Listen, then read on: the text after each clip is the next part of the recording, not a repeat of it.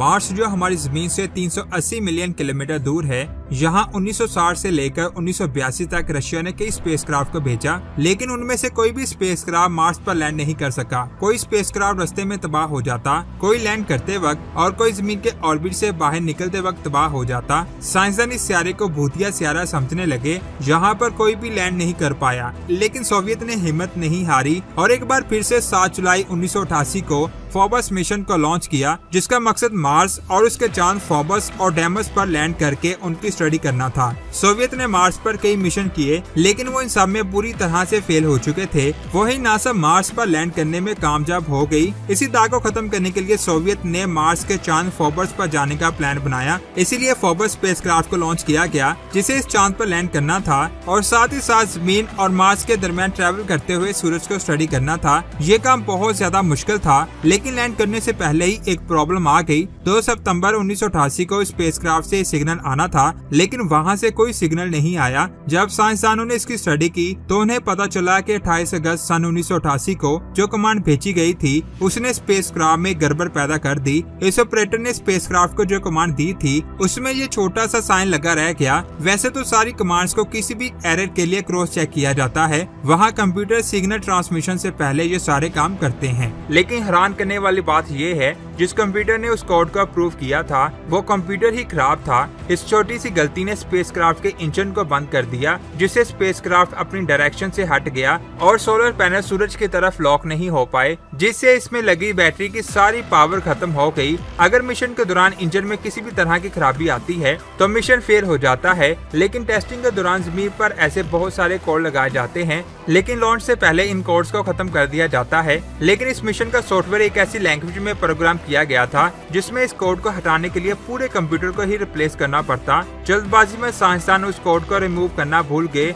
और spacecraft space में गुम हो गया। इस चीज को लेकर जमीन पर बहुत ज्यादा बहस हो रही थी, लेकिन बंद होने से पहले ये स्पेसक्राफ्ट सूरज की 140 एक्सरे इमेज को जमीन पर भेज चुका था और ये दुआएं की जा रही थी कि किसी भी तरह स्पेसक्राफ्ट के सोलर पैनल सूरज की तरफ हो जाएं। लेकिन स्पेसक्राफ्ट की किस्मत अच्छी नहीं थी, क्योंकि जब स्पेसक्राफ्ट सूरज के सामने आया तो इन सोलर पैनल्स की बैक साइड सूरज के सामने थी, जिससे सभी साइंसदान बहुत परेशान थे। वो ये समझ रहे थे कि ये मिशन फ्लॉप हो गया, लेकिन साइंसदान मुसलसल 2 महीनों तक स्पेसक्राफ्ट से राब्ता करने की कोशिश कर रहे थे। स्पेसक्राफ्ट तो पहले ही जवाब दे चुका था और साइंसदानों ने मान लिया कि हमारा ये मिशन फ्लॉप हो चुका है। लेकिन कुछ साइंसदान मुसलसल स्पेसक्राफ्ट की पोजीशन का पता लगाने की कोशिश कर रहे थे। वो हिम्मत नहीं हार रहे थे, क्योंकि इससे पहले भी रशिया के बहुत सारे मिशन फेल हो चुके थे। उस वक्त चिली में मौजूद पावरफुल टेलीस्कोप से स्पेसक्राफ्ट को ढूंढने की कोशिश की गई, लेकिन स्पेसक्राफ्ट गुम हो चुका था। लेकिन मार्स के उस चांद पर पहुंचने की उम्मीद अभी बाकी थी, क्योंकि फोबस 1 के 5 दिनों बाद ही 12 जुलाई 1988 को फोबस 2 को लॉन्च किया गया था। ये स्पेसक्राफ्ट भी उसी तेजी से मार्स की तरफ जा रहा था और जनवरी 1989 में इसे मार्स तक पहुंचना था।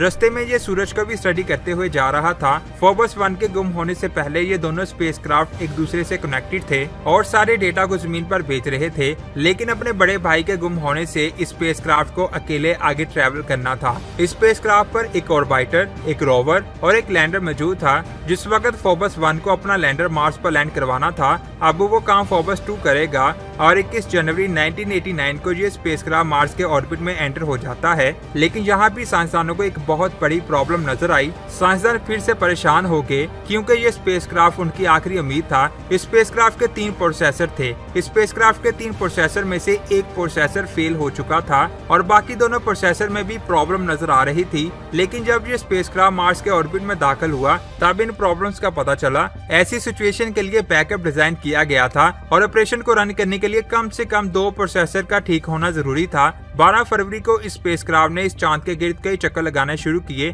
और 21 फरवरी को इसने फोबस की तस्वीरें खींचनी शुरू की। 28 फरवरी को ये इस चांद से 300 किलोमीटर दूर था और 25 मार्च को ये इससे 200 किलोमीटर दूर था। लगातार ये स्पेसक्राफ्ट चांद की मैपिंग कर रहा था। 29 मार्च को स्पेसक्राफ्ट को इस चांद के दूसरी साइड पर जाकर तस्वीरें खींचनी थी, जिससे स्पेसक्राफ्ट का कनेक्शन जमीन से टूट सकता था। स्पेसक्राफ्ट ने इस हिस्से की कई तस्वीरें खींची, लेकिन इसका कनेक्शन जमीन से टूट चुका था। साइंसदान परेशान थे, कहीं ये भी मिशन फेल ना हो जाए। लेकिन 4 घंटों बाद एक सिग्नल आता है। वो सिग्नल ऐसा था जिसे डिकोड नहीं किया जा सकता। ये भी आज एक मिस्ट्री है कि आखिर वो सिग्नल क्या था। क्या वो इसी स्पेसक्राफ्ट से आया था या फिर वो कुछ और था। साइंसदानों ने माना कि स्पेसक्राफ्ट आउट ऑफ कंट्रोल हो चुका है, इसीलिए सिग्नल सही से नहीं आ रहा। जब ये स्पेसक्राफ्ट चांद की दूसरी साइड पर गया तो वहाँ जाकर ये तेजी से घूमने लगा, जिसको कंट्रोल करने के लिए स्पेसक्राफ्ट की सारी बैटरी खत्म हो गई और इसी वक्त इस जगह से ऐसा सिग्नल आया जिसे आज भी साइंसदान नहीं समझ पाए। स्पेसक्राफ्ट का इंजन पूरी तरह से जाम हो चुका था। साइंसदान इससे राब्ता करने की पूरी कोशिश कर रहे थे, लेकिन फिर इससे राब्ता नहीं हो सका और ये भी मिशन फेल हो गया। इस बार सोवियत मार्स के बहुत ज्यादा करीब पहुंच गया था और इतनी करीब जाकर मिशन का फेल होना बहुत दुख की बात है। साइंसदानों का कहना है कि ये इंसानी एरर है, जिससे स्पेसक्राफ्ट का इंजन खराब हो चुका था, जिससे कनेक्शन टूट गया और ये मिशन फेल हो गया और मार्स ने साबित कर दिया कि इस पर लैंड करना आसान काम नहीं है। तो दोस्तों, आज की ये वीडियो आपको कैसी लगी नीचे कमेंट्स करके जरूर बताएं। अगर वीडियो अच्छी लगी तो लाइक करने के साथ साथ अपने दोस्तों के साथ जरूर शेयर करें और ऐसी ही स्पेस के अमेजिंग वीडियो को देखने के लिए हमारे चैनल को सब्सक्राइब करके बेल आइकन को प्रेस करें। अपना बहुत सारा ख्याल रखें। खुदा हाफिज।